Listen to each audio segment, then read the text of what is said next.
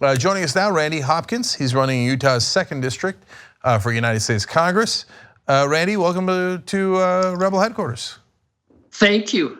Thank you for having me. No problem. So, Randy, you're in a deeply Republican district. Let's just keep it real, okay? Absolutely, yes. So, talk to me about your battle plan for how you're going to swing those folks. Wow, I think I've got one advantage, and that's my age. You know, I'm not coming into this as a young man. I've got a lot of experience. I worked 35 years with the state of Utah. I've worked with all of the different government programs to help people when they're down on their luck, unemployment insurance, Trade Act. I've helped people with training.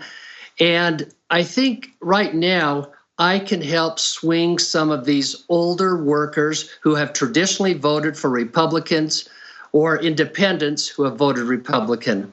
And the way, I think one of the reasons that I can do this is because of health care. I firmly believe that in this country, the wealthiest country on earth, we need to have universal, affordable health care for everyone. And that is very doable with putting everybody onto Medicare. I'm on Medicare. I love Medicare. I've got all of these senior citizens who are on Medicare. They love it. It's a great program. It is a Republican lie when they say that the government has no place in the health insurance business and that they'll just screw it up. We've got over 44 million people on Medicare. The federal government has experience in Medicare, and it's been going for over 50 years. And every senior that votes Republican is voting against their own self-interest. With this $20 trillion debt, and now the tax cuts, they're going to add another $1 trillion at least to this deficit. The Republicans have said, we cannot afford Social Security, we cannot afford Medicare. Why would any senior want to continue voting for Republicans? Randy, I like your fighting spirit. So you're right. My parents went on Medicare and they were shocked at how good it was. Because when they were on private insurance, they had to constantly fight and bureaucracy and paperwork and are we going to be covered or not covered? They get on Medicare, they're like, oh, we're just covered. That's it, it's done. And by the way, it costs a lot less than private health insurance. It costs so much less. No-brainer. The only reason we don't do it is because of the corruption. Absolutely. Absolutely. Listen, Obamacare was a step in the right direction. But the problem with Obamacare was it was still run by insurance companies. It was not the government. It was private insurance companies. They have a profit motive. Take the profit motive out of healthcare. No one should be worried about going to the doctor because they can't afford it. Let me just give you a personal experience here. I've got a couple of granddaughters that have asthma. And my daughter was telling me the other day that one of my granddaughters had an asthma attack in the middle of the night. And my daughter had to make a decision. Do I go to the emergency room knowing how much that's going to cost, or do I treat her at home? We should not be putting parents into that situation or anybody else that we worry about going to the doctor or getting appropriate medical care because we can't afford it. In this country, we can't afford it. And if everyone was on a single payer like Medicare, it would be the cheapest way to go and everybody be covered. Yeah, I think there's an uprising in this country. And so I'm really curious to see how races like yours play out. So how long have you been in the race here, and have you gotten a chance to test out your message with the average folks in your district? Not a lot. I've been in since January, and right now we have a state convention that will be happening on April 28th, and that's where the Democratic Party will be nominating their candidate for this district. There's one other person, one other Democrat running for this district. So my focus right now is with these delegates. And in fact, tonight after this, I have a meet and greet with delegates in my local area. So that's what I'm focusing on, is to get this delegate vote, to get the candidacy for the party, and then I can really start going out after the general voter. Now, it's interesting. I live a few blocks from Chris Stewart, who I'm running against, the Republican. Oh, okay. So Randy, are you the more progressive person in the race among the Democrats?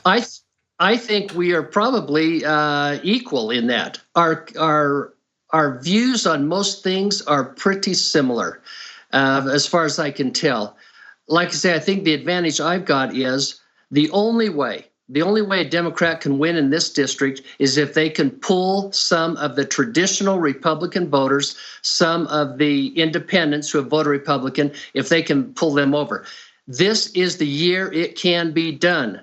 Because of Donald Trump. I've got very conservative friends. I've got one who has told me, please do your whole campaign on impeaching Trump. And he's a very conservative Republican. So I know I can bring some of those people over. So that's going to be the key. That is definitely going to be the key. If I can bring over some of these older voters, and I can bring over independents, because we have a lot of independents in this district, then this is the year we can do this. We can make a difference. So Randy, one last thing. You're Mormon, right? Yes, I am. Yeah, so why do Mormons have more hesitation about Donald Trump? Because Utah is, generally speaking, very conservative. Mormons are generally speaking more conservative, but they've never taken a shining to Donald Trump. Why is that?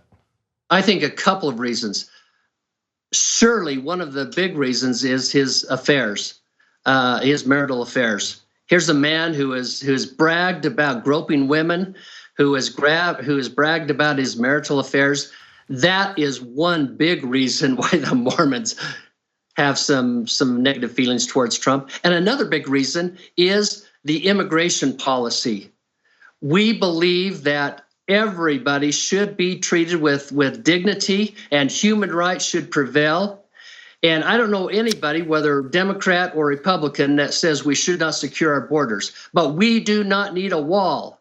And especially with this $20 trillion deficit, we don't want to spend billions on a wall that's unnecessary. This is the 21st century. We can protect our border with modern technology. Let's do that. The other thing is, we have lost our moral standing in the world because of Donald Trump. We can no longer stand up as the champion of human rights to the rest of the world because of his incendiary rhetoric. The way he's called out different people, his denigrating remarks against Mexicans, against black people, when he said that there were good people in the white supremacist movement. Come on, that is ridiculous. We should not have any immigration policy that separates families. That is wrong, it's immoral, and it's un-American. Our immigration policy should be, if you've been here for several years and you've not committed any other crimes, bring these people out of the shadows. Let's give them legal Social Security numbers and give them a path to being able to stay here legally. And that includes the dreamers. That's ridiculous for a kid who's been here 20 years and knows no other country to say, hey, we may ship you back to some country that you know nothing about. And if I've got time, let me tell you one personal experience. I was living in Michigan. My wife and I were doing some volunteer work with inner city Michigan, helping people with employment and welfare needs. And I met a friend of mine who was from Cuba. He was brought here at 4 years old from Cuba. He has never become a U.S. citizen, and he's in his 50s now. He is afraid. He is afraid that he could be deported. That is just wrong. All right, Randy Hopkins with a lot of fire in his belly. I like it. I'm excited for this race. I'm excited. Let's do it. All right. And listen, I want to tell you, I want to call out Chris Stewart. I would love to have a debate with Chris Stewart on your program. Let's do it. All right. Well, you know what? We'll invite him and let's see what happens. Great. That would be fantastic. Thank you. Thank you. So everybody check out randyhopkinsforcongress.org. And then, of course, all the links are down below in the description box on YouTube and in the comment section on Facebook. Randy Hopkins, a lot of passion. Thank you. Thank you so much. And donations are always welcome. I suspect. Yes. All right. Good. We got a fighter in Utah.